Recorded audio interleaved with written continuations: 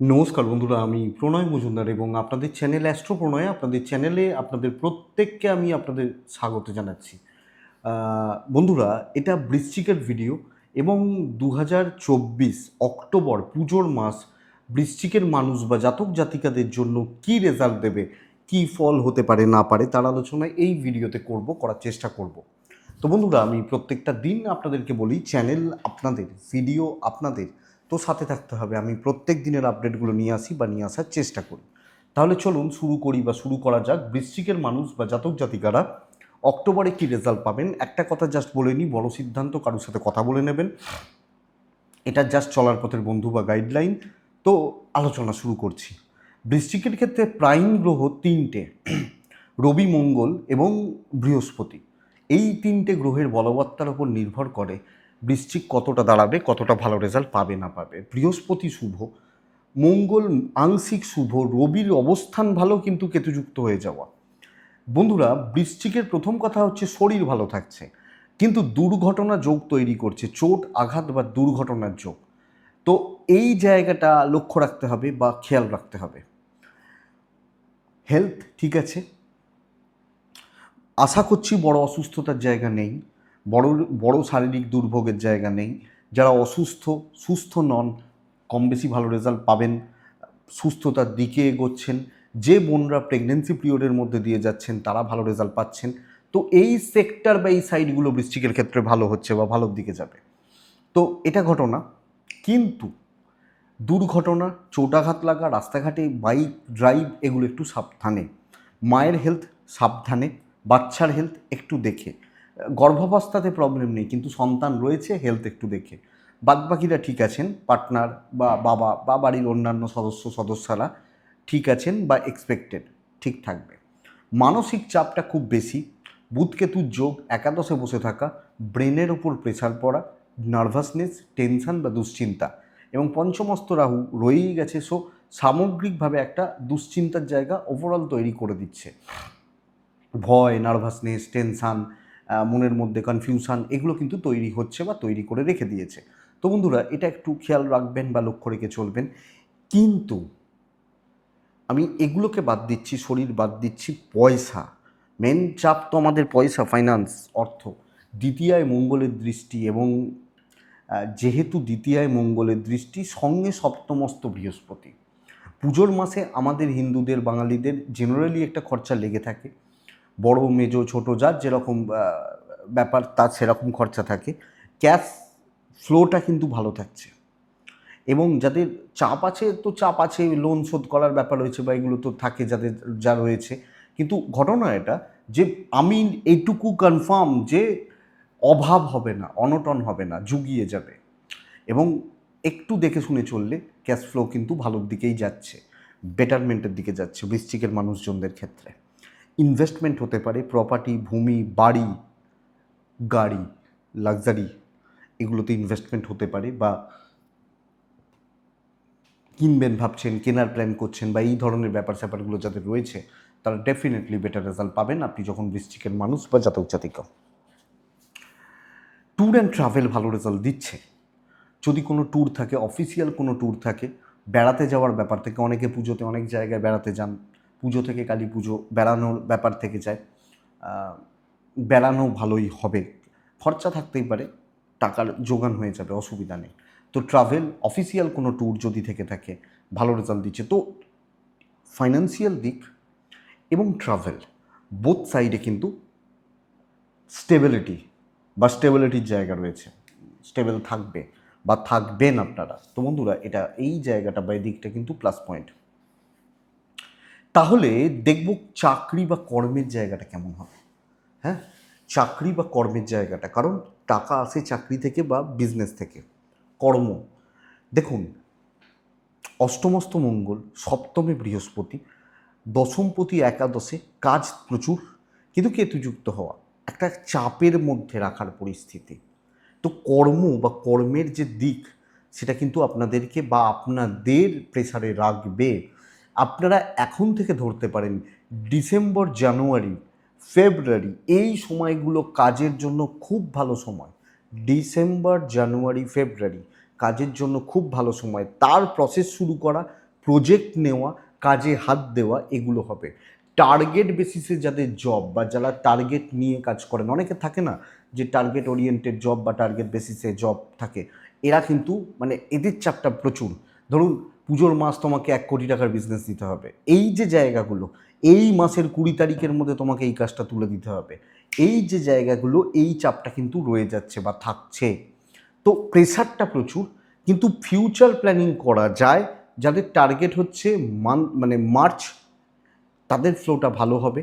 Job চেঞ্জেসের যে জায়গা বা ব্যাপার স্যাপারগুলো একটু দেখে শুনে এগোবেন। এক্ষুনি যাদের অক্টোবরে যারা জব চেঞ্জ করতে চাইছেন বা চেঞ্জেসের ব্যাপার রয়েছে, তারা একটু দেখে এগোবেন, দেখে শুনে এগোবেন। হায়ার অথরিটিস সাপোর্ট করছে, ওভারঅল চাকরি ক্ষেত্রে বলছি। হায়ার অথরিটিস বা সিনিয়র ম্যানেজমেন্ট সাপোর্ট করবে। কলিগদের থেকে সমস্যা, নিচুতলার লোকজনদের থেকে সমস্যা, যে যার আখের গুছানোতে ব্যস্ত থাকতে পারে বা পারেন। তো এই দিকটা নজর রাখতে হবে। বন্ধু হবে না এ মাসে।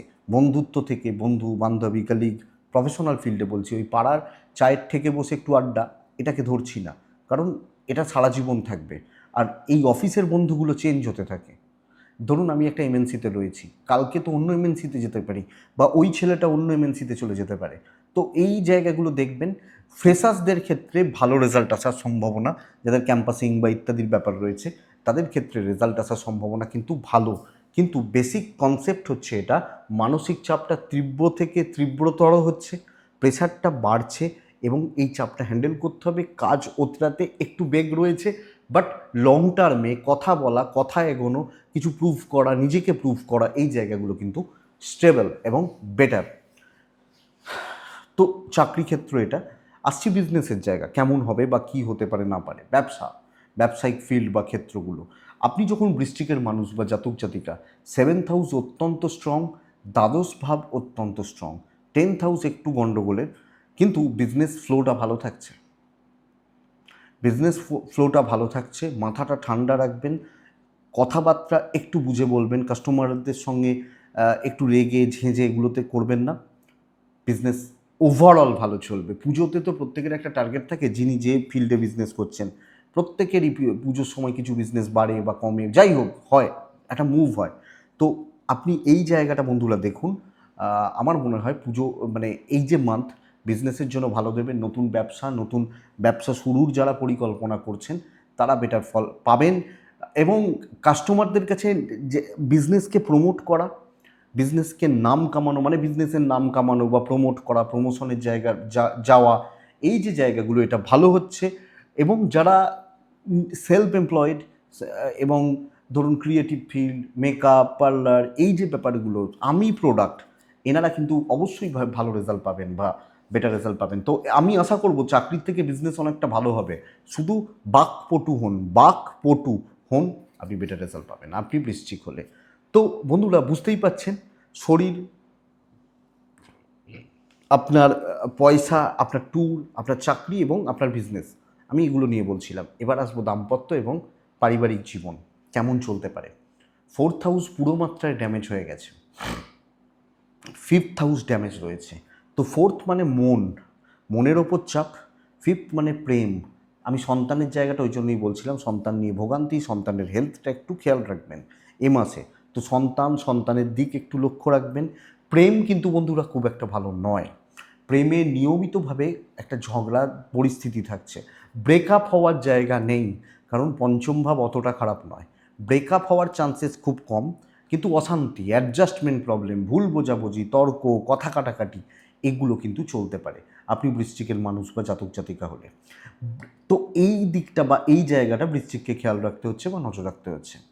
প্রেমের ব্যাপারে দাম্পত্য সুখ বাড়বে একটু যদি ঠিকমতো পার্টনারের সাথে সম্পর্ক ঠিক রাখা যায়, কথা বলা যায় বা তাকে সময় দেওয়া যায়, হাজব্যান্ড ওয়াইফের বন্ডিং, রিলেশনশিপ, বা একটু যদি অ্যাডজাস্ট করে চলতে পারেন, সম্পর্ক উন্নতি করবে। স্পেশালি এক্ষেত্রে না, একটু টাইম দেওয়া এবং একটু পজিটিভলি সময় কাটানো, এই দিকটা বন্ধুরা দেখুন বা এই জায়গাটা একটু দেখুন।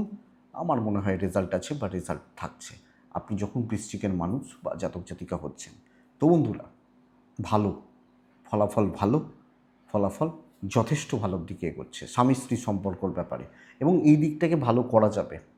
জ্ঞাতি শত্রুতা, বাবা মার সাথে সম্পর্ক ভালো থাকলেও, বাবা মা, ভাই বোন, জ্ঞাতির লোকজন, স্পেশালি জমি সংক্রান্ত বিবাদ, ভূমি সংক্রান্ত বিবাদ, প্রপার্টি রিলেটেড কোনো বিবাদ আপনাকে ভুগিয়ে দেবে। আইন আদালত কোর্ট কাছারি সমস্যা নেই, পুলিশি ঝামেলা, আইনি জটিলতা, কোর্ট কাছারি রিলেটেড প্রবলেম সমস্যা নেই, এগুলোতে খুব বেশি সমস্যা নেই।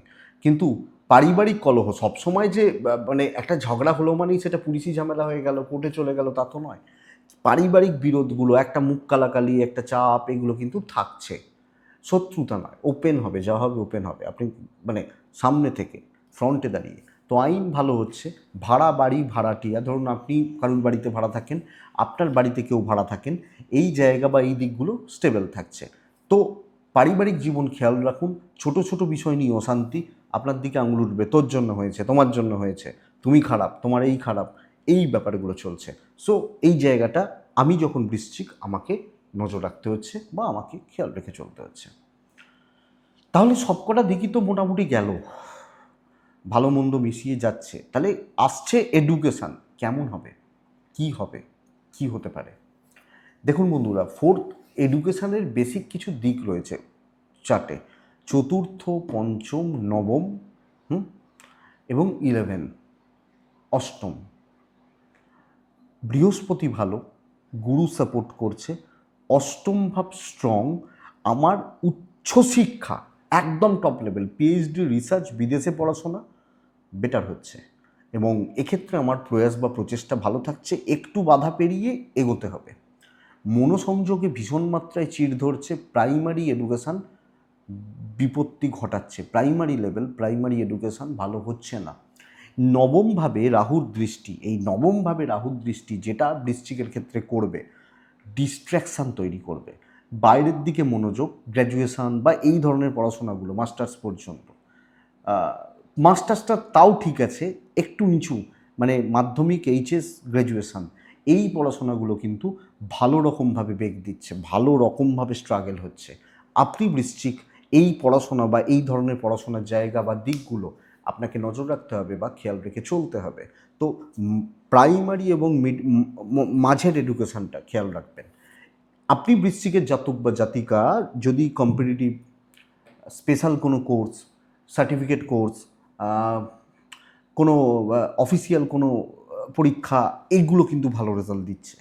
MBA, BBA, CA, management, engineering, এগুলো কিন্তু ভালো রেজাল্ট দিচ্ছে। তো এই হচ্ছে মোটামুটি একটা জিস্ট অক্টোবর বৃশ্চিক রাশি। 3টে নক্ষত্র পার করে, বিশাখা, অনুরাধা, জ্যেষ্ঠা। বিশাখা নক্ষত্রের জাতক বা জাতিকারা সব কিছু কোনো ভালো মানুষের পরামর্শে করুন, আলোচনার সাপেক্ষে এগোনো দরকার। সেটা বাবা হতে পারেন, মা হতে পারেন, গুরুস্থানীয় কোনো ব্যক্তি হতে পারেন, যিনি আপনার কাছে ভালো। অনুরাধা নক্ষত্রের কার্যে বাধা। জ্যেষ্ঠা নক্ষত্রের জাতক বা জাতিকারা দুশ্চিন্তা কয়েক গুণ বেড়ে যাবে, দুশ্চিন্তা, টেনশন বা স্ট্রেস কয়েক গুণ বেড়ে যাচ্ছে। তো এটা খেয়াল রাখবেন বন্ধুরা। এটাই বৃশ্চিক অক্টোবরের রাশিফল। আশা করছি ভিডিওটা কাজে লাগবে, সাপোর্ট করবে চলতে গিয়ে কিছুটা। ডেসক্রিপশান রইল, আমার ফোন বা হোয়াটসঅ্যাপ নাম্বার দেওয়া রইল, চাইলে যোগাযোগ রাখবেন। তো ভালো থাকুন, সুস্থ থাকুন আর শান্তিতে থাকুন। পুজোর অনেক শুভেচ্ছা, অনেক ভালোবাসা, অনেকটা অভিনন্দন রইল। খুব ভালো করে কাটান। নমস্কার।